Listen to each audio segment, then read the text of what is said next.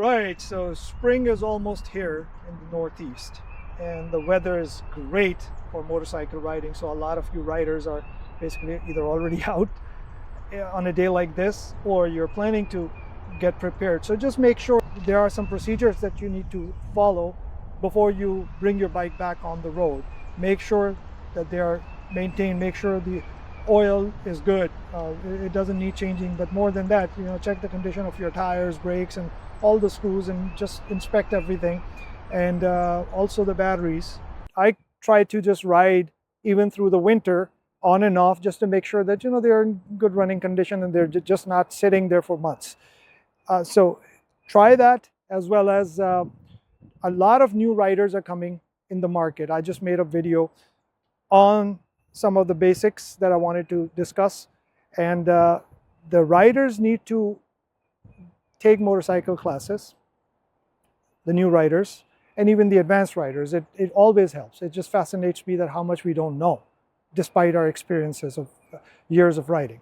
So, and then understand, give you a chance. If you've been a rider of a particular type of motorcycle, like the bagger guys, I know that started off with baggers, and after 20, 30 years, they're still riding baggers. But some of them now are exploring the evolution in motorcycles, such as the adventure touring or the sports touring bikes. And once they make that switch, they just love it. For instance, a Harley road glide or street glide rider or Indian Challenger rider, when they go and try out BMW K1600 series, for instance, or BMW R1250 or R1300 RT, they're just surprised with the level of refinement, comfort, and overall pleasure of how these bikes ride. Some people like vibrations, so they want to stick to V-twins. You have options over there too.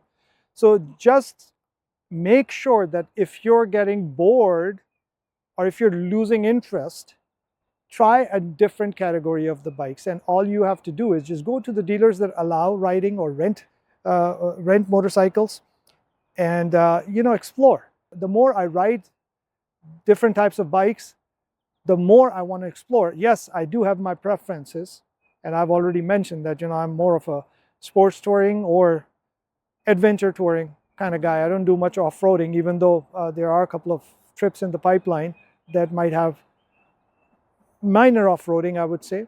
But I'll see how it goes. At this age, I just feel like that I could do gravels. I could do mainly I want to stick to the tarmac.